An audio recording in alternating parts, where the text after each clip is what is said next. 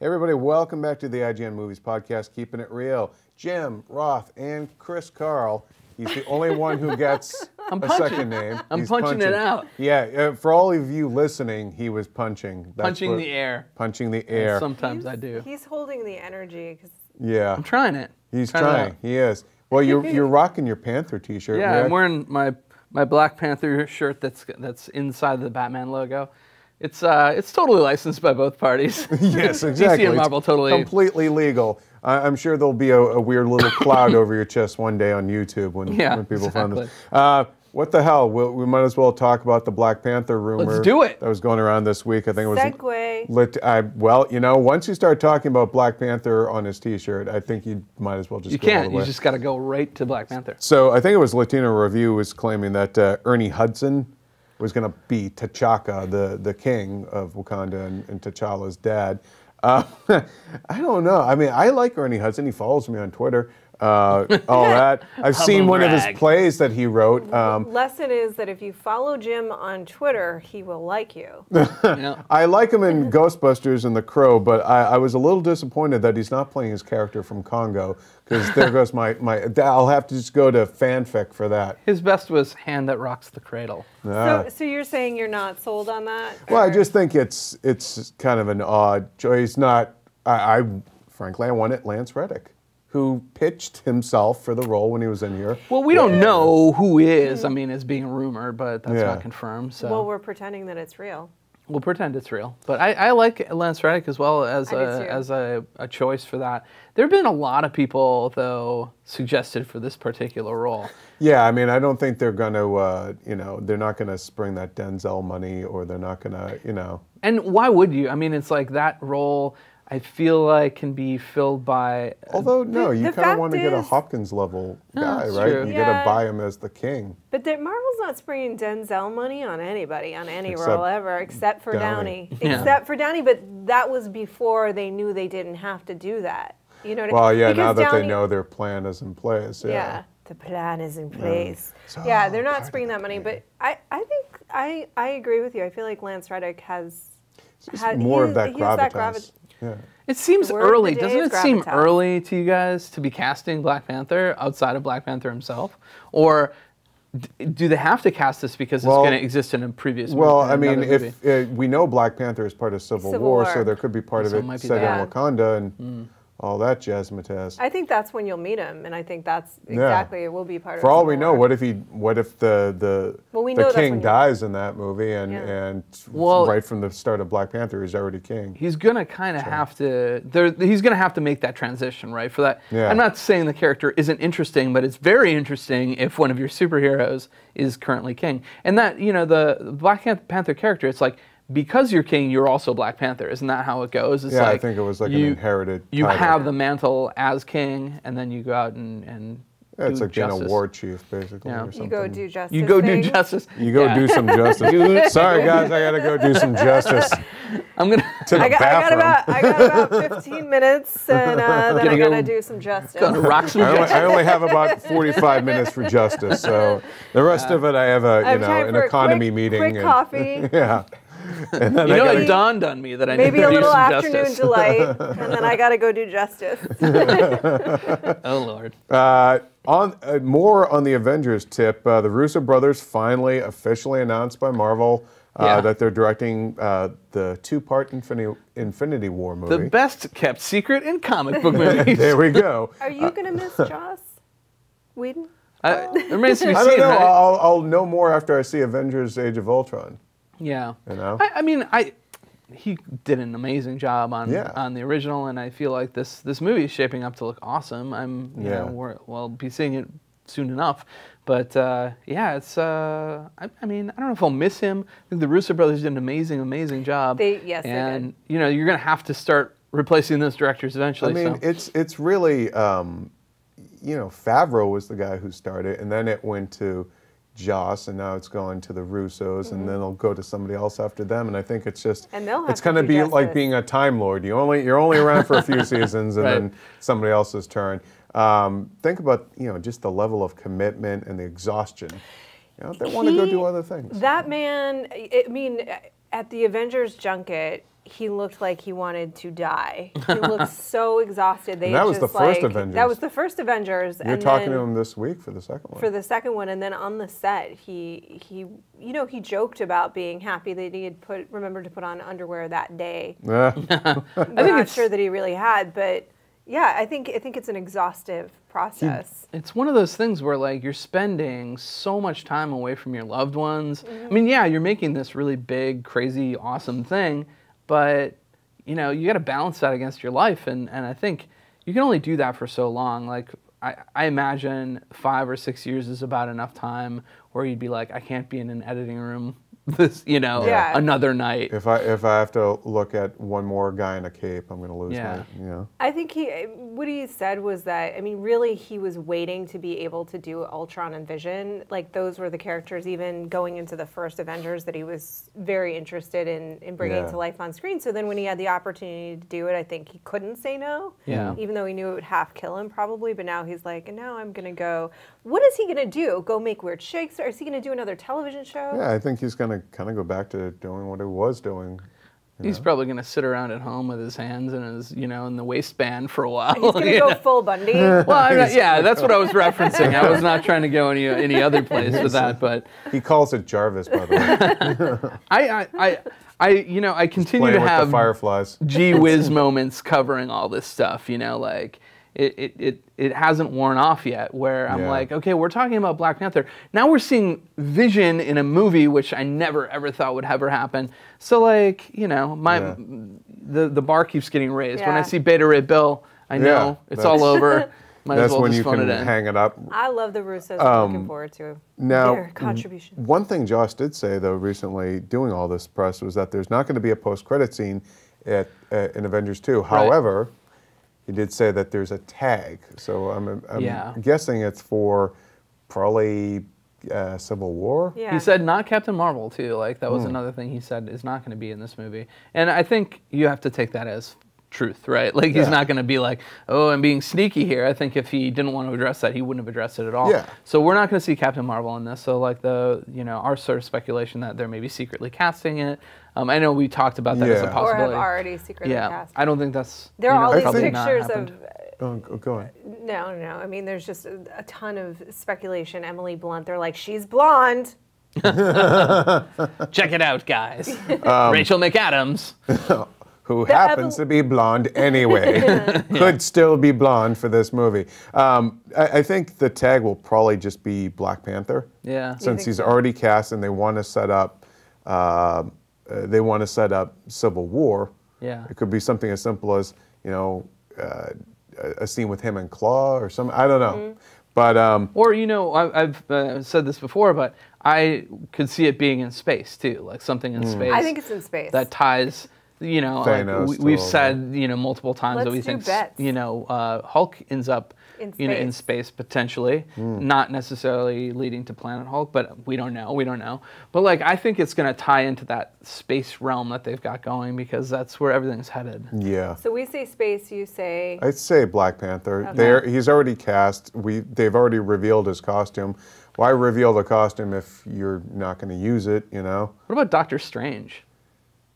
Possibly, but I feel like it's a little bit more organic to go from these kind of world-shaking events in Ultron to go to Black Panther. Yeah, I don't think true. they're going to drop that yet. Yeah. Which Doctor Strange? Doctor Strange, no. I think I am curious. Like Ant-Man is not really getting the love. Like it seems like he's almost like an afterthought. I was just thinking about this morning. I think they're going to get through Avengers, and then you're going to see a ton of Ant-Man stuff. Yeah. I also would not be at all surprised if there wasn't some little nod to Ant-Man in this movie. A little nod. Well, there could be an. You know what you get for that, Chris? Tag, but I don't think so. That's the little nod from the little bell. Yep, I got a little nod from Belly Bell. That could be the tag.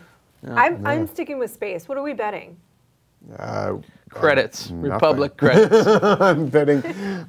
I'm betting you a week's homework. I don't know. You guys do not play poker at home. No, I play craps, and I'm going to be in Vegas for like almost a week, and probably end up by myself because a lot of my colleagues aren't going to CinemaCon this year. CinemaCon used to be Show West. I'm going to be there the end of this month, and it's this 4-day sort of exhibition and general ass kissing of theater owners by the studios. They bring out the stars, do a wave, show you a bunch of stuff that nobody else has seen, and the press is welcome. So what my point of that is to not plug CinemaCon. It's to say that I'm going to be at the craps table probably a lot if nobody else I know is there. But you drinking at the craps table. But you somehow got the plug of CinemaCon in there anyway. So keep it on IGN for CinemaCon coverage. It'll be, anything that comes out, I'll be there all the time. You're transmitting from the craps table. Live from the craps table. It's Jim. Hey, you mentioned you mentioned Vision a few moments ago. We did get a look today of a new character poster, finally really showing him off in detail. I think he looks awesome. What do you guys think? Yes. I think he looks awesome too. I was on the set of this movie, and I feel like everything's been released from the set, so I can say what I saw now. Yeah. Which was the Vision, and it was really frustrating to hold it back all that time because we walked out on, we were in Avengers Tower, the set that is Avengers Tower. Right. And we were like in Tony Stark's lab and like walked to the window and looked down, and it was his living room, the set for his living room, and there's the Vision and Thor and going at it. And like, it was so hard not to tell people that you're like, we're seeing the Vision. Now, you had mentioned that like his look was incomplete on set, so it is kind of digitally augmented, or the look is the makeup was actually very similar. The colors are a little different. Okay. And was it as pinky purple as it is? A little more so. Really, they toned it down. Yeah, to read. And like I think that this is my memory. I didn't take a picture of it. That would have been illegal. But.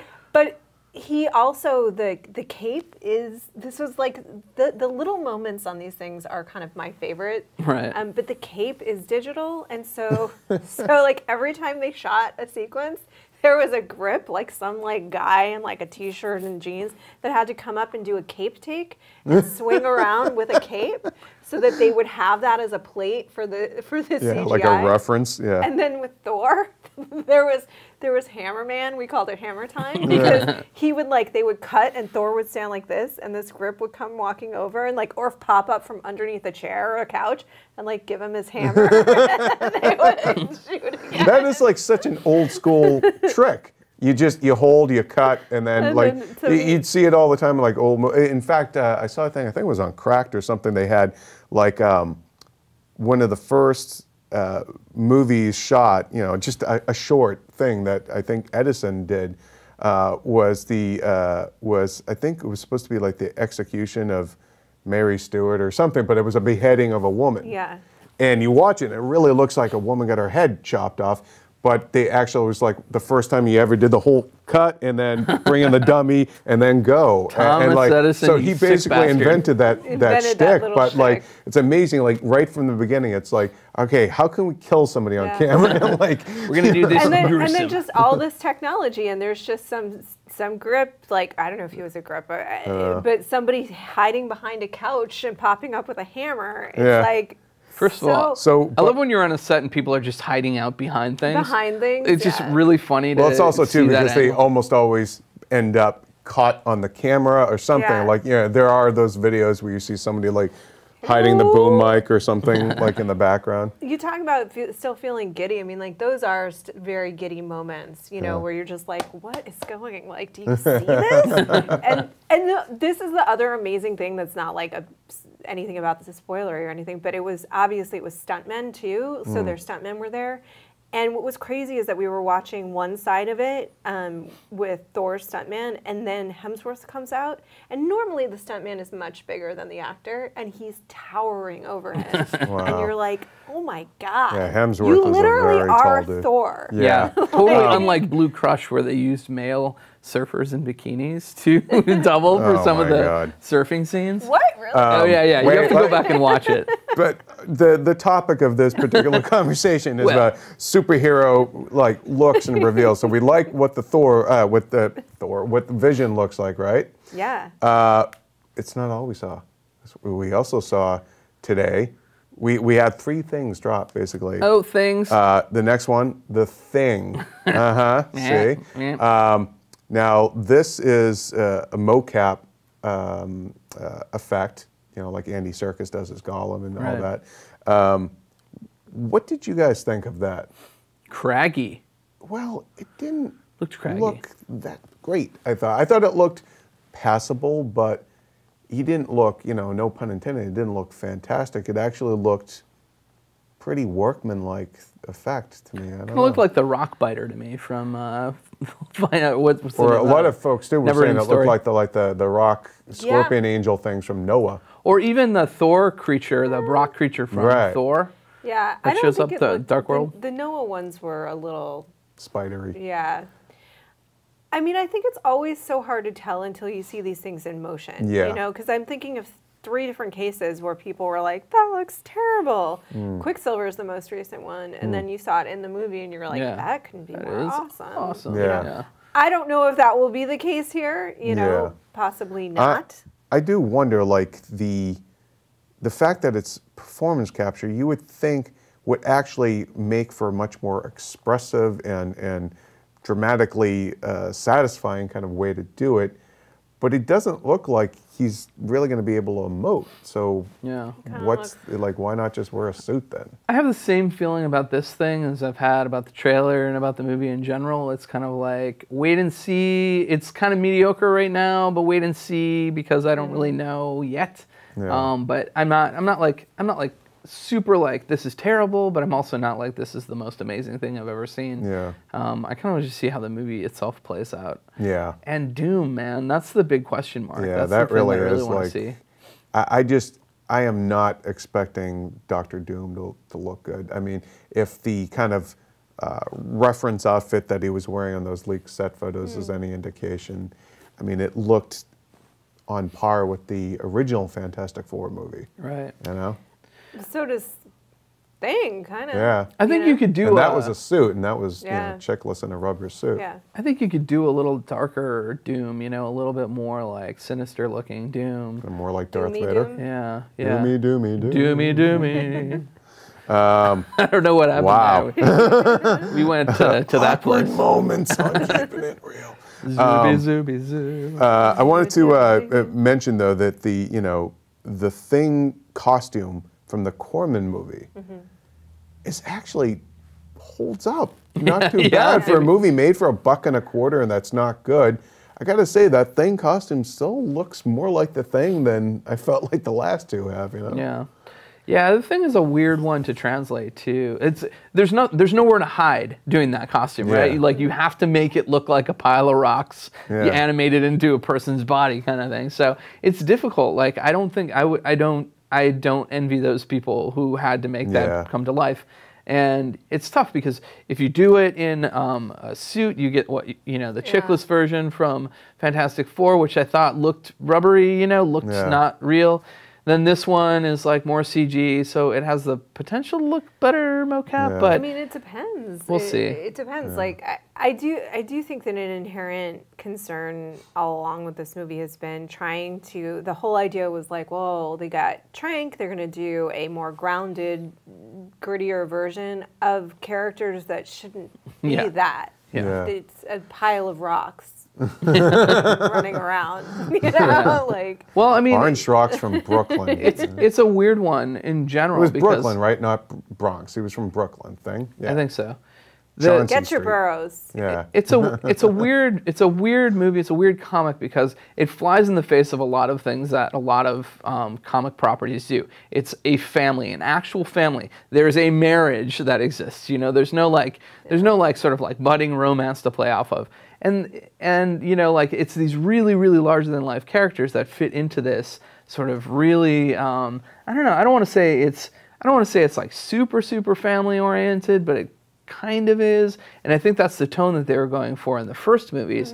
That missed. Yeah. This remains to be seen. So where do you strike that balance? I don't know. I mean, I think it's going to be it's a real gamble to try and do it as a dark, serious, almost have moments of like body horror in the superhero show on IGN. Had a whole episode about this kind of Cronenberg take on it. Right. So yeah, like how do you? But the early comics, and Joshua Yale, our comics editor, had pointed this out a few times. It does deal with sort of the horror of, oh my God, what is happening to us? Right. You know, before it became more of a superhero and family kind of friendly title, but yeah. I just For think Herbie. I think it's a tricky. Yes. I think that's a tricky thing to capture. You know, which doesn't mean it can't be done, because we've seen that done before. You know. Well, you know, in the comics, like later in the comics, Not Franklin with these became this like super powerful character, and I think you know, like if you're going to go the route of doing it this way, like the progression would be to get to that place where this kid is like a really, like, how do you deal with a kid that is that super powerful? He becomes the kid from Chronicle. Yeah, exactly. So, I mean... But now all I have is Herbie on the brain, because you mentioned that the Herbie. little robot guy from the cartoon. Now I want that. You know, now you thanks. want Herbie? Well... You know what else is tricky to get right? Being a blind guy making your own costumes. Oh, snap. We mentioned with that. the segues. We mentioned that last time. So we also got I kind of want a graphic of a segue. Yeah, or just Paul Blart going by on the stage. Paul Blart's going to Marvel's Daredevil dropped the red suit finally, and it was you know, it's a TV series and we're a movies podcast, but it's Marvel. Let's talk about Marvel some Cinematic costumes. Universe. Really, Yeah, I mean, fits you can, in. you know, yeah. It so does. what did you guys think of that suit as opposed to like the Affleck version, which got a lot of heat at that time for being basically like a leather biker suit? You know, they had talked a little bit, we were talking about this earlier, that the indication was you knew that you were going to see the suit by the end of the season, so we knew it was coming, and that it was going to appear very much like, not like he had gone and had a suit made, that he had piece by piece kind of crafted something that made sense for what he was trying to do, and that is what it looks like to me. Yeah, you see a lot of like, not screws, but rivets? Something, yeah, where it all looks like it's kind of pieced together. Yeah. It's very Batman Begins kind of look thing to it. I mean, I think the one thing everyone kind of noticed is just the mask, where it's almost like a helmet, but he's got kind of, and I know they had said in past interviews that it's like anything that he could buy online or at an Army Navy store, and he does look like he's wearing one of those like sweater hood things that like World War II frogmen would have on or something, or like, you know, commandos. I think it's just meant to be very pragmatic because he can get hurt, right? Yeah. So like the idea of the suit is to protect him as much as possible.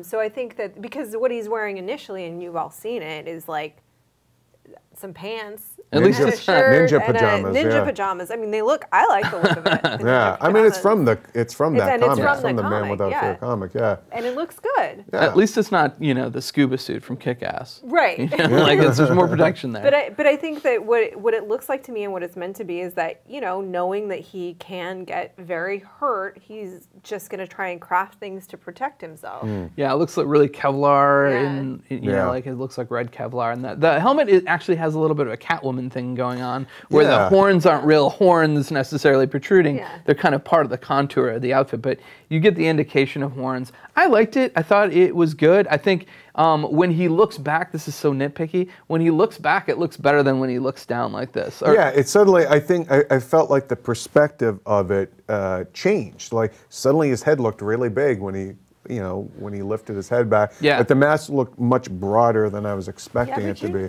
I mean, again, it's not, that's one. I'm sure he'll get a new one at some other point. Yeah, well, it's one iteration, but it's also just one sort of quick shot. One look at it, yeah. One look at Although it. I will say that the Affleck mask, that was Daredevil. I mean, you know, that's, you know, it looked like Daredevil. I didn't care for the leather suit thing, but, you know, I think in hindsight, at least the mask looked like the character. Now, in this one, though, are those just like black sunglass lenses, or what's up with the eyes? I was looking at that too. It reminded me of the Soska sister when she showed up at Comic-Con with her black eye lenses, contacts. I was like, I don't see irises. It's very strange. We were just talking about this before the show. We were talking about how people in Jamaica are getting their eyeballs tattooed black now, like the actual eyeballs. It's causing all this eye damage. So that's a real thing now. No kidding. Yeah, don't tattoo your eyeballs, kids. It was like that guy who had his face turned into Red Skull. Yeah, exactly. Well, we were talking about extreme. How do you even do that? Yeah, we were talking about just extreme surgeries Like and body. we are going. You down have to a watch. whole Oh, here. rabbit hole. Remind me of. I'm gonna recommend at the end Extreme a certain surgery? movie. No, a movie about that, but we'll save that. All right. Anyways, so Boxing Helena. no, wait till the end of the podcast. That's my recommendation. So all right. So overall, thumbs up, thumbs down on the Daredevil costume. Thumbs up. Thumbs up. Yeah, I like it. Thumb right about here. Like, almost there. Half-mast? Yeah, like yeah. half It's Three-quarters mast? a bit of a chubby. That's almost like why bother? You know, Well, I'm just sort of like, down at I that want to see a point, little bit more. I you think know? it'll be interesting. He wants to see a little bit more before the. I want to. I want to see it in motion to make a final call, Yeah. but like I like the first glimpse of it. At least he can turn his head. He's got just a sweater. The world True. that they've created, it has to fit in with the world and the character that they've created on the show. So it does Yeah. have to be an evolution, you know, like. But he's blind. How does he know what color we suit were he's talking getting? about that. We talked about that, Like he must be getting help, you know. Yeah. Somebody's like, that's the red one. Well, somebody's helping him make What's it. red? Oh yeah, no, he would know what red is. You would know what red yes, is, I yeah. know. So all right. So overall, we liked. So far, we've liked 2-ish of the 3, and I Yeah. guess the ish one is Thing. Right. Again, we'll see take a more. wait and see. We want to know what you think of these 3 new looks: Vision, The Thing, and Daredevil. Let us know in the comments below. Let's moving on from that. Archangel. Well, I'm sorry. Angel is confirmed for X-Men Apocalypse. Now, Bryan Singer had posted some, concept art a few weeks ago, and basically it was Angel. But he did confirm with, I believe, Empire that Ben Hardy, this young British actor, is going to play Angel. But he also hinted that Only he's Ben's Archangel. play Angel. Yeah, I was going to Yes. say the same thing. Yes. Ben Foster. Only Ben. Ben Only Folds. Ben. Do. But he's basically hinting that he won't be a very nice angel, so hinting at Archangel, which this is just so strange because now not only is Angel existing in the 1980s when he wasn't even he was just being born at the time of the last movie. You know what I mean? Like I'm so lost now. I feel like that the door. Yeah, I mean that has to be a very different parallel universe. Is Apocalypse coming from the future to the past? Are we doing another one of those? I don't know. I feel like with Apocalypse though, Anything. Archangel is a no-brainer. You know, Yeah, so they kinda like have to. however they I mean, make it somebody work. had. I mean, they also wasn't there in the comics. Like, didn't Wolverine become one of the 4 Horsemen? Yeah. Yeah. So yeah, I mean, I think I don't it's think they're going to do that though. Do you? No. Well, No. I Jackman don't think they're said gonna that do he that. was only had one more Wolverine. So he's suiting up, but soon. Yeah. I honestly don't think that they're. I mean, I think because it's Apocalypse, they're just going to make it work. You know, they're gonna. They'll explain it away, and you'll be like, okay, honestly, cool. outside of fans, how many people remember Ben Foster was in X-Men? I remember Ben Foster. Well, I'm saying outside of fans. I remember Ben Foster. I do too, but Well, I don't. I know, but I'm not talking about you guys. You're nerds I like the don't- rest of us. I don't really care about maintaining the continuity of that series anymore. Like, just make good movies, and it doesn't make sense really anyway. You know, like. Yeah, I mean, if you have to do a lot of mental gymnastics if you're really to think about it, so it's best not to. And I Okay. feel like once you open up multiple dimensions and timelines, then it's like, meh. That's your get out of jail free card. It's Yeah. kind of like whenever, You know. let's slingshot around the sun. It is a little odd because they're keeping the other. I don't know. Yeah, I know. Seriously, you will start like pulling your hair out if you really think Yeah. about it. I mean, it makes the Terminator chronology look positively simple. You know, Well, or the even Terminator- the Saw Terminator. movies. Wait a you know. minute. Slow down. The Terminator chronology makes perfect sense. Except they keep moving the Well, goalpost down on the now years, right? they're just gonna skip over. Yeah. Now they're gonna skip over anything that happened after 2 and come Yeah. back and just do this film as if those other ones didn't Yeah. happen. So I mean, Terminator now seems like it makes total sense. Yeah.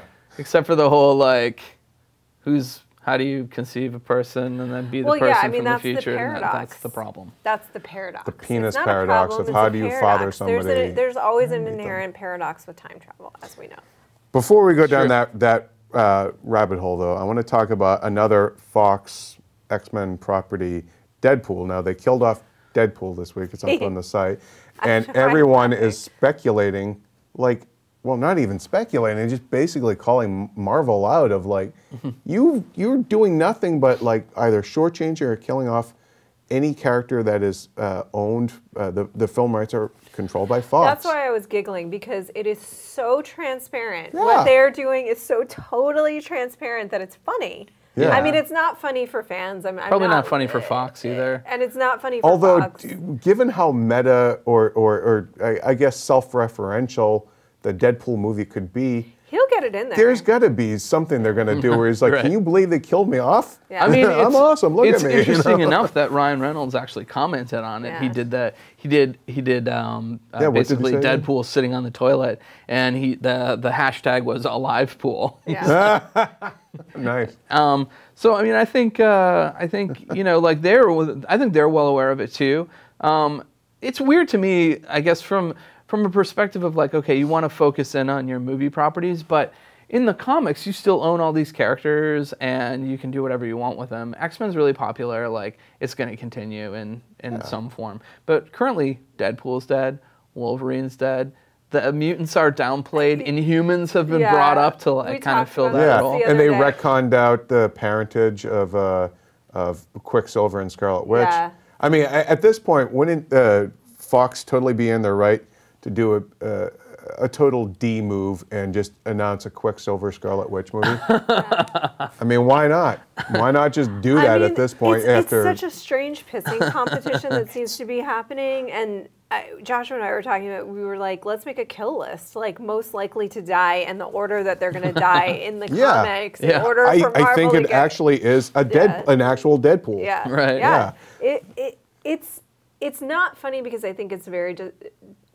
It's very not possible. Fair. I mean, I think you guys are totally on the money about that. Yeah. It's not fair to the comics fans, but like they're obviously doing it. Somebody's saying next thing they're just gonna like flay and eat Professor X. Just make sure he can never come back. They're just like they're gonna go full Hannibal on him. Well, also I will say that this death was brought about by, in the comics, of the universes colliding, right? The different Marvel universes coming together. We don't know exactly what's going to shake out when these universes come back. Somebody will find a pocket of time where... Yeah. Deadpool is a very, very popular character, and so is Wolverine. Yeah. And I think... They're not dead forever. Well, right, and there's such a big event coming up. The Secret Wars event is so big that we could actually see those guys alive again before too long. So... you know, I'm kind of like hedging bets on whether or not Deadpool stays dead, because it's nice to grab those headlines and say Deadpool's going to die and then bring him back, you know, like 6 months later. With Cap, although Cap, if in fans, correct me if I'm wrong, turned out we thought he had been shot dead. It certainly looked like it, but he wasn't dead. It was like some part of a cover-up, or I don't know, something. As per usual. As per usual. Now, actually, I am curious, do you think then Gambit is the next one that they're going to whack? Oh, who's the next one to whack? Because he's got his movie coming up. Yeah. I think that's a good call. Yeah, Gambit could be the next on the death list, for sure. Jubilee dead. Like anybody announced for the Apocalypse dead. So, yeah, exactly. Yeah, well, they've already killed off Jean Grey so many times. It would be super funny. Redundant. It would be super funny if, like, every time there was a new movie announcement for like Apocalypse, that was the person that got killed that weekend. Yeah. Next time, you know, it's just getting weird now when you're reading the comic. Somebody just walks up and I feel like the hell is this? I feel like they should just roll into it that way. Like, just make it. Yeah, every single time they announce a new character, dead. Or they completely change it. That it turns out they never existed. Yeah. You know? What? There were no mutants. They were all Inhumans. Yeah. All a mental construct. Yeah. Well, we want to know who you guys think is the next to get whacked. So let us know in the comments. Suicide Squad. Speaking of just the segues are just dead comic book characters. Well, they're not suicide. They're not. Not yet. Seppuku. That's the next thing I'm waiting for. The next thing is just Gambit is just going to be like, oh, screw it. Okay. What if like Professor X goes Jim Jones.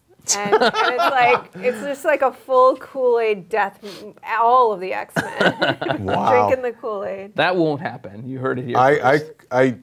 That would actually be kind of a brilliant, like parody, almost like a very dark parody. But Suicide Squad. So David Ayer, the director, tweeted out the first photo of the cast at a cast reading. Jared Leto wasn't there. He was taking the picture, clearly. Yeah. He was the one taking we don't want the most handsome one in the room to actually get be him in the out of shot. there. That's a hard call to make. There's a lot of attractive people in that room. That's true. Yeah, true. I'll give you that. But it looked like we know now who is going to play Hugo Strange, Professor Hugo Strange, a character I've been championing for a long time. And it's somebody who I totally didn't see coming. You'll never see me. I guess, there we go. So he would have been great, Ben Kingsley. But it's this dude, Ike, oh my God. Auto-corrected. His name is Baron Holt, and it auto-corrected to Brainchild. Thanks. Ike Brainchild. So Ike Baron Holt. He was in Neighbors. He was like He's like his funny best friend. buddy. Yeah, he's in that. He's basically the thin T.J. Miller at this point, right. and sort of like he's done a lot of like parodies of like Dane Cook. Because he's got kind of a similar look. Right. So yeah, that's not Hugo Strange to me. But look, I don't want to go down that fanboy well of like, oh, he's gonna do it wrong, whatever. Maybe this is his chance to do something totally new and different. Trust I just hope that I do actually. Yeah. I just hope that Hugo Strange isn't played for chuckles because, like, even if you see him in the Arkham game, like he's creepy, you know. Yeah. He's a Dr. Lecter. You know? I think it's always interesting though when people that have a more comedic background take on dramatic roles. Michael and Keaton as Batman. Yeah, I mean, it's often really surprisingly great, you know. Well, they have that manic kind of energy. Yeah, and they have that sad clown. Now, I mean, that's such a stereotype about comedians, but it's kind of true. I feel like a lot of them are dark and tortured souls. Yeah. Somebody in the comments was saying that, Were You Alive? Robin Williams would have been a good call for that. And I think he has done roles like that, so it's an interesting comment. There were rumors back in the day about Robin Williams doing that and all that. And in fact, because I think this started, because I remember doing a photo juxtaposition, or I found one or something, because, Robin Williams played Oliver Sacks in Awakenings, and somebody came across a photo of Oliver Sacks, and he looks just like Hugo Strange. Right. And so it got everyone kind of going. So I don't know. But yeah, he would have been great. Some other Suicide Squad casting. Adam Beach is, I guess you say Raven, because it's R-A-V-A-N. Right. And he was this terrorist villain in the comics. And the Suicide Squad fought him, I believe, in the first issue of the old Ostrander, the 1980s one that I read. And so Adam Beach from Flags of Our Fathers and Wind Talkers is playing him. And then Jim Parrick, who I'm not familiar with, is playing Deathstroke, which was interesting because, Joe Manganiello was... Manganiello was the one everyone thought was going to end up being Deathstroke. He would have been awesome, but I guess it's not happening. And these are the rumored characters according to Latino Review, but these guys are in the movie. It was revealed. We talked about Killer Croc or no? Oh, yeah. Actually, did we mention it last week? We mentioned we talked about it. And he's in the photo too, Adewale Akpeje. The same thing happened last week. Yeah. I used to be able to nail his name Lost. perfectly. Yeah. The guy from Mr. Lost, Echo. that's Mr. Echo. Yeah. So he's Timur in the cast. Beckman Bedoff. Yeah. We need to just do like this. This will be our warm-up, our verbal exercise, say these guys' names. The Human Torch was denied a backbone. I will say this, we generally say that when these casts start casting so many characters, it's getting a little out of control, but I think for this one, especially, it's a team up, And it's some also of them set have in to play the Arkham. villains though too. Like That's if exactly they're going after a group, what if they're going after a group of other supervillains? Yeah. So they need guys to fight. So that's some of these guys could be them. Yeah, there's all kinds of Arkham stuff too. So you can see, you can think about these guys being in cells. A lot of these people might be just being introduced to be in future movies. Right. Smaller Sell roles. an action figure. You figure the people that are at the table read will have significant enough roles, whether they're villains or because Hugo Strange isn't just going to show up and be like, that's funny. I'm a Hugo Strange. That's my bladder. We got it here, Bell. Oh, that was a half-hearted Bell. Yeah, that really was lame. Yeah, there was the hesitation. And no, it was sticky. Commit to the butter. Commit to the butter. Wow, this is like Last Tango in Paris. Commit to the butter. Yeesh. Ow. Hey, you guys don't get that reference? Go watch Last Tango in Paris. Unless you you're won't forget it. That's a recommendation. So let's move on from Suicide Squad and talk about another DC movie rumor. And again, it's just a rumor, but that the Phil Lord and Chris Miller, the directors of Lego Movie and the Jump Street films, are the ones that Warner Brothers want to direct The Flash now.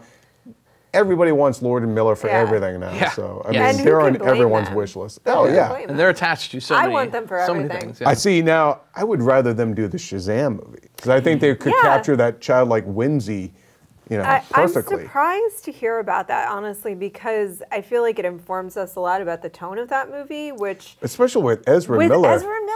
Exactly. This intense young actor, That's where, because I was like, oh wow, the Flash movie is probably going to be going for this very different tone, very different, than the series. Wow, Ezra Miller, and then it's like but with Miller and Lord, they're comedy geniuses. You are not hiring them and not utilizing that. So that's informative about that movie. And surprising to some degree, I think. Yeah, we'll see if it happens. I feel like that's a rumor, and like a lot of these names get kind of bandied about, and then seriously, they are on everyone's wish list for everything. Which isn't to say that Ezra Miller, we were just saying, obviously, like actors have range, and it's not to say that he can't do comedy, but we just haven't seen it. We just haven't seen it.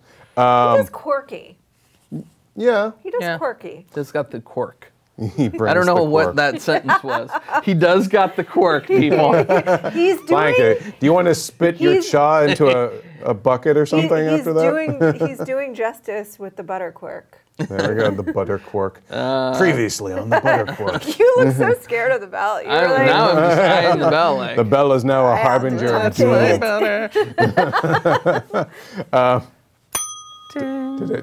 Did it feel like butter? No. Is it all greasy? You said there was something on there. No, it's sticky. Let's move on. Let's move on from whatever.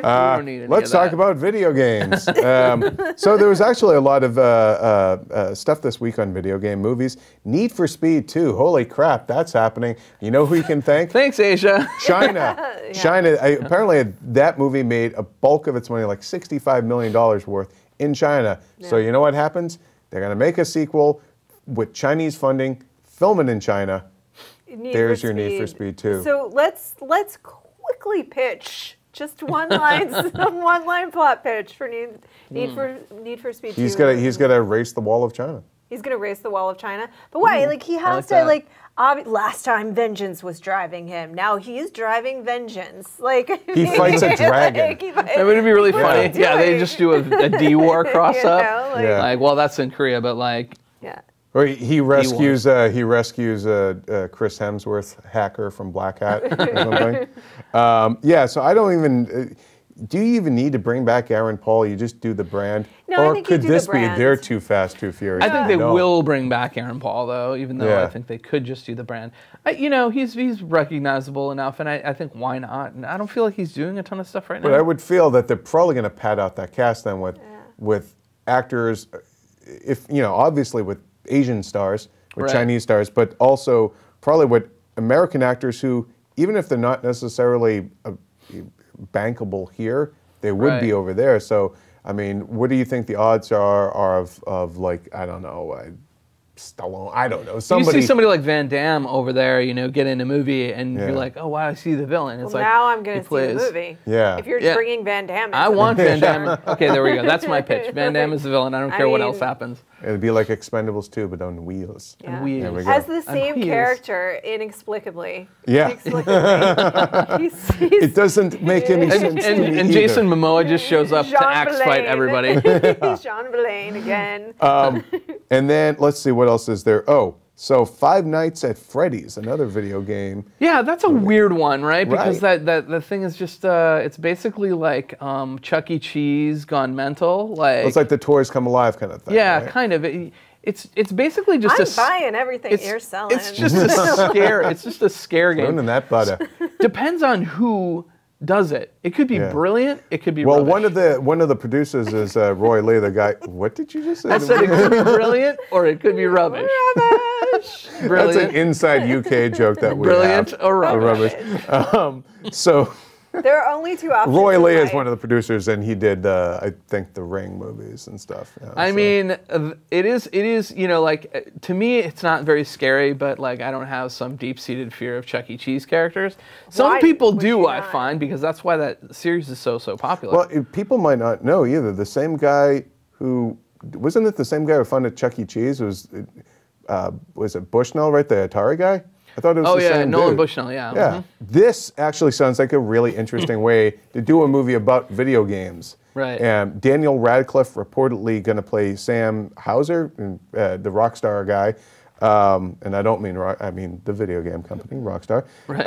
And it's essentially a biopic about, it kind of reminds me of like a People versus Larry Flint kind of Right. thing, where it's going to chart his conflict with a disbarred lawyer named Jack Thompson, who's trying to ban games, particularly violent games like GTA back in the early 2000s. Jack Thompson was a very sort of like, he was like such a sort of not shadowy figure, I want to say. He was just like in opposition to video games in a big way, and like was super pushing legislation against He sounds like the M-rated bad guy games. from like a Grisham movie. He should be played by, who's the guy who was like the bad guy in every movie in the 80s? Why can't I think of his name? Michael Ironside? No. No. Whatever, I'll think of Carrot it. you Top. guys- There you go. No. That one's for you, Not Chris. Carrot Top, yeah. This actually sounds.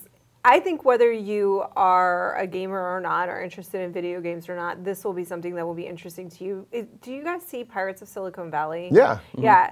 It's obviously a very different thing, but it's that idea to me, like the behind the scenes of the evolution of something that is, whether you do it or not. Wait, is you're a talking goal. about the TV series? The TV series, yeah. Oh, so Pirates of Silicon Valley, isn't that the one about Jobs and Jobs Gates? and Gates. Yeah. Yeah, so it's the idea of the behind the scenes of an evolution of something Oh, that's a okay, yeah. phenomenon. It's a different thing. Oh, I thought you were obviously. talking about what? I don't watch the what is it? Isn't it a Silicon Valley. Oh, okay, Yeah, yeah. Pirates of But Silicon isn't that kind Valley. of a similar thing? Isn't that a period Yeah, show? So yeah. what was that, an HBO movie, right? It's well, No, it was Silicon like a- Valley is a TV show. Okay, so there's That's different. Pirates of Silicon Valley, I think it was like Pirate- TNT or TBS Yeah, or something. it was. I think it was. It started the great marriage of that network with Noah Wiley. Yeah, I think it was. Gave yeah, us it the was Librarian It was one of films. those two.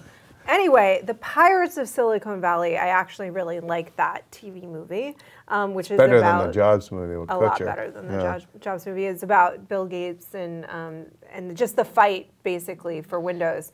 And Anthony Michael Hall is in and that. Anthony Yeah, Michael he's Hall is Gates. so good in it. Yeah. That's before he and then- became like a house. Yeah. He's And Noah Wiley like is Jobs. he's jacked now, dude. Yeah, like, dude, that guy's Yeah. he's big. But it's basically about Did you the see him in race for this Foxcatcher? thing. Sorry. I could not. I give up. Oh, Say your please. thing. I eat the butter. Keep chatter. Keep chattering. Keep chatter. I don't know. Cheap chattering. William Chatter. Anyways, so what do What we it think? is, Is that it a good sounds way to do interesting. it? It does, doesn't it? Let's salvage what's left of this particular conversation. All right, There's so nothing left. I'm curious what you guys think of the 3 video game movies we just talked How about. would they know what to think? I don't know. Just what do you think of the idea of there being a Need for Speed sequel, one set in China? What do you think about this movie, a Grand Theft Auto movie? It's going to be called Grand Theft Auto, but it's really more about the game and the impact it had in society. And really, it's going to be about GTA 3 starting there, because the early GTA movies, I don't think were as sort of in the crosshairs, but like when you started being able to like be in this open kind of sandbox world and go and do all these nefarious deeds and you know, like as in control of the character, I think that's when it really sort of raised the hackles of conservatives and got Jack Thompson to really pay attention. Yeah. It's also got kind of a social network. Yeah, Kind of feel to it. that's the vibe I get. Yeah, it's got kind of a social network, people versus Larry Flint kind of thing going on. Interesting. And then also let us know what you think of Five Nights at Freddy's being turned into a movie and how they would do it. Do you think is it going to be a horror comedy? Is it going to be kind of like a Gremlins type thing? You could go different ways with it. If you went straight horror with it, that might be crazy, but like... Wouldn't that be kind of almost more like a, what is it, Puppet Master? Or what's the, like those old like full But that's moon sometimes ones, the scariest thing. Those like, those innocuous figures of childhood turned evil. That is iconically... Sure, Teddy Ruxpin. Like, there's this Canadian food chain called Bugaboo Creek. I think they might only be back east, but they have like animal heads mounted on the walls, and it's Canada, they hunt and all that. And I never knew this. First time I'm there, I'm eating, I'm doing some stuff. All of a sudden I go, hey, the friggin' thing starts talking. I'm like, you know, I'm trying to eat my pork chop or what the hell ever. And I'm like, that's terrifying. No, it really is the strangest thing. So there you go. Sorcery, dark magic. All right, so let us know in the comments what you think about Five Nights at Freddy's, Need for Speed 2, and the Grand Theft Auto movie. Finally, I want to talk, well, not finally, second to last. We have some female hero sci-fi news I want to talk about. Olivia Wilde back for Tron 3. You sounded like Jim Shatner. I'm going to do this now. My God, Shatner. Yeah, I was going to say the same thing. I'm going to do that. You're going to do this the rest of the podcast. Pretty good, man. I am going to be like this the rest of the time. Spock. He always puts an extra syllable in front of Spock. Almost like there's an E there. What is that? It must be like a weird breathing exercise actor thing or something. I don't know. Maybe he thought there were multiple Spocks. Yeah. You're one. He likes the echo of it. So Olivia Wilde back as Cora for Tron 3. And Logan's Run remake, which has been in the works for years. You know. It was Gosling and Ruffin were going to do it for a hot minute. And then Bryan Singer was attached for a while. But according to, I think, the tracking board, the script is being rewritten to make Logan a female protagonist instead of a male. And, you know, it's ostensibly to kind of cash in on, you know, Hunger Games being female-led, blockbuster franchise, Divergent. And it makes sense. But I also think it's an exciting idea because it adds a whole other layer of commentary to an already political commentary story. Do anybody want to flesh out why that's why that's relevant? Because women are put out to pasture once they're 30 in reality, and in the media, and they don't count. And it's almost like a commentary on Hollywood too, in a way. I mean, I think that the idea that like Logan's Run is obvious. Like, are we spoiling Logan's Run? No, it's like, I think in the book it was like once you turn 25, you were killed. And in the movie, it's like once you turn 30, you're basically it was 30, wasn't killed. it? In the movie, in the book, 30, I think you have a jewel 25. in your hand, the jewel starts blinking, and then... And the cops are called Sandmen or something. Then you're going to go, unless you run, Logan. I do think... Sarah Logan, MD. I think Logan's Run... What is that? That's my butter. I'll be writing all the dialogue. Yes. I'm sorry, continue. I got nothing. Logan's gonna run for the border. Logan's gonna run for the border. There you go. That's my song, guys. So it's sponsored by Taco Bell. So useless. Oh wait, I got a Taco Bell reference that's not going to make it into. I was up in San Francisco yesterday. We're filming this video series. I don't know if I'm really allowed to talk about it. Yeah, we're not going to talk about that yet. But one prop was a book about Pac-Man, an old book somebody had bought at like at a thrift store or something. It was like one of the original like gamer guides of Pac-Man. And inside was the name of the kid who wrote the book. And the only two things he had written on the inside cover was his name and Taco Bell. This book was like from 1982 or something, right? So it's like he was starting the stereotype of the gamer who is just going to eat bad food and play games all day. And it was like finding like the Dead Sea Scrolls of gamer stuff. I'll tell you, man, Taco Bell is the other news story that dropped on Taco Bell is that they're going to start delivering. I mean, they do deliver to certain college towns, but they're going to debut that sometime this year or next. How's that going to work? I mean, it's going to work beautifully. Stoners are going to love this, man. In 10 years, we will see a lot of heart attacks. There's going to be so much money made in Denver now from all that stuff. I mean, Denver's definitely going to be, the Boulder is going to be the hub. I think that's going to be like the area. I can't wait, man. If I can get like a Mexi Melt shipped to my face. Do it. We really are becoming that society from. Through it now. We're really becoming that society from Wall-E now. Yeah. We're just going to be fat and floating and having everything done for us. Taco Bell.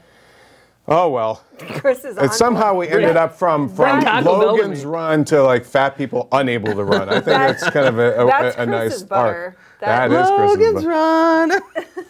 Speaking of running, let's talk about other things that are fast. Oh, I get a bell for that one, I think. Oh, a nice little bell. The thinking chime. Bell. More of a chime, really. Yes, really. The chimes at midnight. So, Furious 7, what a monster house that was last weekend at the box office. Yeah. Biggest opening of the year, biggest in the franchise, broke a bunch of other records. It's already the top grossing movie of the year. It's already at like 500 million. It's only been out for like a week. It's crazy. It's great. Love the movie. It made 147.2 million domestically and worldwide. 490.5 million altogether. Not too shabby. Awesome. So we're going to see 22 more. Let's start plotting them out. It's amazing. We just posted on the site ranking the Fast and Furious movies, and there's a video sizzle reel that's with it. And just to see them age. Yeah. Like, Vin Diesel and Paul Walker look like kids in the first movie. Yeah. You see a little bit of that. 15 years ago. You see a little bit of that in that final sequence. Yeah, in Furious 7. Yeah. It really is. You and I saw it. You saw it. Yeah. So let's talk about Furious 7 a little bit. How did you think they handled overall the final moments and sort of the saying goodbye to Paul Walker? So well. Yeah. I think that, to me, that was the #1 job that he had. James Wan had as the director, was to get that right. And it wasn't an easy thing at all for him to have been faced with. Couldn't have been harder. And I think they really did it well. I mean, there's a couple of sequences in the movie that you can tell that it's not him. But it doesn't matter. No, it doesn't, because you're so used to like the fakery of some of the stunts. Anyways, it didn't pull me out of the movie at all. I mean, he really... I interviewed Jordana Brewster for it, and that first fight with Tony Jaa, she was like, seriously, that probably is a lot of him really doing those stunts. The second one is obviously on the stairwell, because that's obviously it's very dark and all that, but that farewell, which was the thing that they needed to really nail. I mean, honestly, there were people crying, and I was choked up. I mean, it was so well handled. It worked for the franchise, what the franchise is about, and I thought it was like... It worked for the story. It worked for the story. It made sense. Really, It felt like that was a part of the story from the beginning, and for them to be able to do that and then pay it off in that way that makes sense for the movie, and in a way that's very respectful and honors that actor and what he brought to the franchise. I mean, I thought my favorite, most beautiful shot in the whole movie was when they're driving along, and then he just takes the exit, and then it fades to white, and it was like, okay, that particular moment, even more than the little video tribute at the end, it was kind of like a metaphor on life and death a little bit. And I was like, I can't believe I'm saying that coming out of a Fast and Furious movie. But that's the crazy thing about it. Is like, you don't want to overblow it. I mean, this is the Fast and Furious franchise. It is meant to be silly and ridiculous. But the fact that they were able to do that, and I agree with you, that final moment, it's so effective. And the series, though, is also, it's not like they never had melodrama. Yeah, no, they always had melodrama. And so it works. It wasn't like tonally anything just suddenly broke. Yeah. And the story, they, in a weird way, the story already felt like it was heading there. That they were going to write him out, or at least give them the option to. Yeah. And so the fact that he did actually pass away, and they had to figure out a way to deal with that character, they're actually, I don't know, I think they handled an awful situation in the very best way possible, and I'm sure, God forbid, but if another production ever has to go through something like that, they might look at that as, if it's a sequel, like, okay, how do we you know, what can we learn from this? But let's look ahead at Fast and Furious 8 because now you don't make that much money, they're not going to make another one. And I don't think it's halfway near as far along as people are suspecting. I don't think anyone's writing it right now or anything. Right. But, you know, the rumor is, and again, I think it's Latino Review, that they want Eva Mendes to come back as her Too Fast, Too Furious character, Monica Fuentes, who I think was a customs agent, right? But she somehow ended up working with Luke Hobbs at the DSS.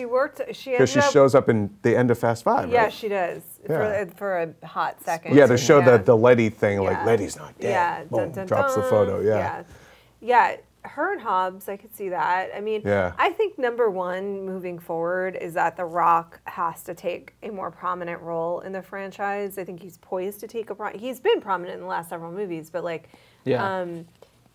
but then it becomes more about he's not going to quit being a cop anytime soon. Maybe he is. You don't know. Well, I mean, you know, there's so many like little like mashups of like what these people are doing. Yeah. Like they were agents and then they weren't agents and you know like they're not really anything. Then there's like a secret government like the agency. Kurt Russell. Like, they basically are the A-team now. I mean, at a certain point they are. Yeah. So at a certain point it's like, does it really matter? Like it doesn't have to make any sense. All right. So let's talk about who we think should take over as director, and then I'm going to get to a reader email of a really great idea from a reader. The fact that we just mentioned A-Team makes me think, what about Joe Carnahan taking over as director? I don't mind Justin Lin is doing Star Trek, and James Wan is, why would he want to go back after that? Like, you know, so what about Joe Carnahan? Joe Carnahan could be take it. I like that it's like a Gareth Evans. Gareth Evans from The Raid. From The Raid. If they wanted to scale it back and bring it more down and dirty, or if he wants to. The movie felt like The Raid in moments with the Tony Jaa sequences. Don't you guys think? I love the hand-to-hand in that movie. So good.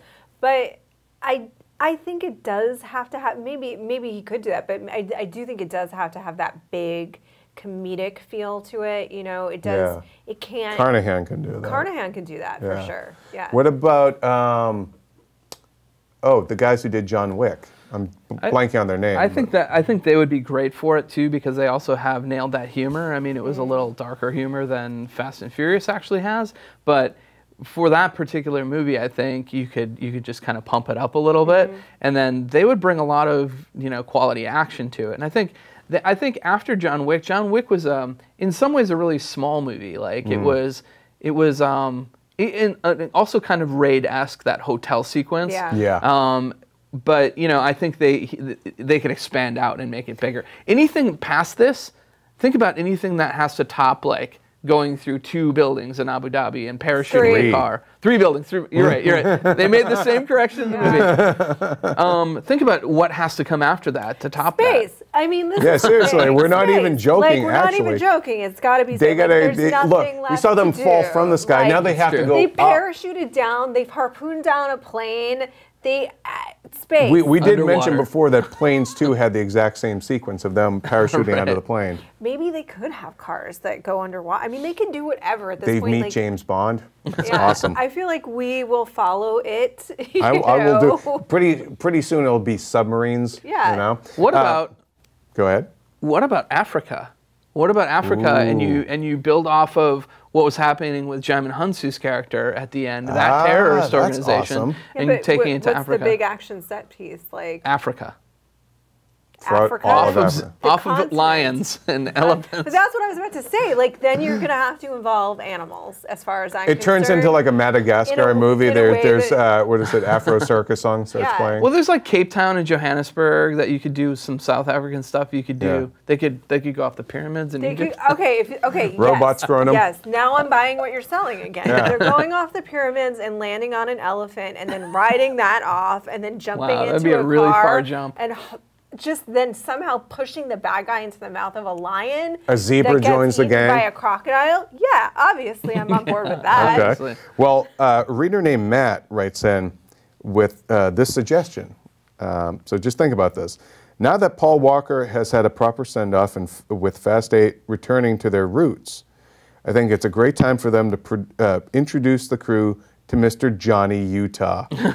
Hold up. Since the first movie was basically Point Break with cars, I think Keanu would fit perfectly, not only as an undercover agent, but also as a know-it-all crew member, or maybe even a stone-cold villain. No, as Johnny Utah. Yeah, or as It John doesn't Wick. matter. The point is, I want to see Keanu in the next Fast and Furious. Thoughts? Dude, Matt, we are all on board. I think Keanu would be a fantastic addition. As Johnny Utah. I would say not as Johnny Utah. Well, it's a character from Speed, although that's a Fox movie. But I think he would be good. I mean, this is the kind of movie that I think he could kind of plug into. There were those rumors also that Kurt Russell is going to be a bigger role, and that it would be set in New York, right? And you know how I feel about that. So probably no Africa, but New York is actually probably they continent jump. That's basically bringing him back to do a different version of Escape from New York. Yes. Oh, wow. See? She's already fanficking the plot I'm of Furious 8. fanficking all of it. Matt, thank you for your email. And can you believe it? We actually got a reader email in. People, we get a bell for that one. Bam. There we go. Wait, really? Damn. What was the movie that Keanu directed? Did you guys see? No, I didn't see that because it wasn't documentary. good. No. No, the one that the point of nothing or whatever. Man from Tai Chi. Oh, that one. Yeah. Oh, I'm sorry. I thought you were talking about. Didn't he direct that one? Yeah, I think so. Yeah, I think so. Yeah. So anyway, he plays a villain in that one, and he's a great villain in that one. I think yes. Yeah, I think that'd be great. He essentially plays a villain in John Wick. He's a villain against other villains like Suicide Squad. Yeah. Kind of. I mean, you can't be a villain when you have a dog that cute. John Wick, after what they did with the dog, has my sympathies. 100. What if they wait and get David Ayer after he's done with Suicide Squad? Have him do it. That'd be awesome. You know? I don't think they're going to wait that long, though, to put this into production. Yeah. So. Yeah, Universal's going to be like... Fast and Furious 9, then. This thing is going to make $1 billion, I think. Oh, yeah, this one? For sure, yeah. So... And think about it. It's on its 7th installment, and it's bigger than it ever was. Only in most series that do that, it's after they've recapped, like James Bond and things like that. Bond is about it that I can think of. You know, I mean, the Batman movies have just too many like breaks in continuity and stuff. So it really is an astounding accomplishment. Something that almost went direct to video by the third one. Who thought, like 15 years ago, that we'd be sitting here talking about the mythology of Fast and Furious and loving the franchise? And loving the franchise. That's awesome. Yeah. I mean, it's just a really good job, and I will say one last note on the box office for that. It already pushed Universal over $1 billion. That's insane. So we think it's going to stay #1 this weekend. Yeah. It's other movies opening up this weekend. The Longest Ride, which is that Nicholas Sparks? It's one of those movies. Yeah, it's Scott Eastwood, isn't it? Yeah, it is a Nicholas Sparks. Yeah. Anything that has Nicholas Sparks in it, I'm kind of like, nah. Wait a minute. I checked out. I would check out, and I would agree with you guys entirely, with the exception of The Notebook. I like The Notebook. But she just did a don't even. Don't eat. You gotta. What does Bay say? You know. Thank you for turning into a 13-year-old on Tumblr. Don't even. I can't even. Turning into one. You're acting like I wasn't. Also opening up this weekend, Ex Machina, which I believe is in limited release. We're going to do Roth's new thing of recommendations of what you should see. I'm going to recommend. Wait, no. What was the one I said earlier? You said Ex Machina. No, but earlier I said something to... Last Tango in Paris? No, before that. I know what you're talking about. You're talking about the surgery thing. Oh, American Mary. Oh, great. Yeah, check out American Mary and Ex Machina. So you get a twofer this week, kids. Twofer. Youfer. I'm gonna, sticking on the Tony Jaa tip. If you enjoyed his sequences in Fast and Furious, which you should. I mean, in Furious 7, which you should have. I'm going to recommend Ong Bak and Ong Bak 2, not Ong Bak 3. Ong Bak 1 and 2 have some of the craziest, most awesome practical stunts you'll ever see in a movie. Tony Jaa established himself as a martial arts stunt master in that. I would say he rivals Jackie Chan in some ways. Wow. The two sequences in particular, there's a chase through the streets. He bends himself in half going forward through a coil of barbed wire. I've never seen a human being ever do that before. And then there's a sequence in Ong Bak 2 where he's being chased by an ATV, runs up the wall of plexiglass, and the ATV comes out underneath him and smashes the glass like as he's flipping over it. Unbelievable. And the martial arts are great. watch it. Watch them. Now, why not On Bach 3? Is that like his Daddy Day camp? Does it turn into the pacifier or something? It just got really like lame and spiritual, and it like jumps time. It like goes back in time. It's not good. It's not good. The All right, Roth, what's your recommendation for this week? I am going to recommend. Why is the name escaping me of the movie that I actually want to recommend? Jeremy Irons, not Reversal of Fortune, but I just wanted to circle back to Jeremy Irons. That's my Dead Ringers? Yes. Dead Ringers, the Cronenberg? Yes, Cronenberg. Yeah. Because we were, thank you very much, because what, you did? Yeah, a couple of weeks ago. You did? Yeah. Was I here?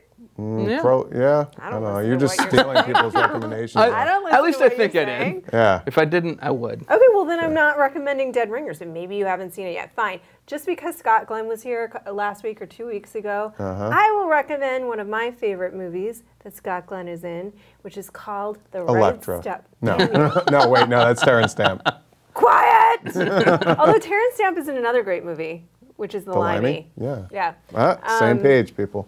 No, I'm going to recommend the Right Stuff because we've been talking about it, and it's awesome, and it has the person that, from my soul, when I was asked on a tour in Washington, who would you be if you could be any famous person, I said, Chuck effing Yeager. And when you watch The Right Stuff, you will see who Chuck Yeager is, and you will know why I want to be Chuck Yeager. Wow. Well, no, my name is the Lord.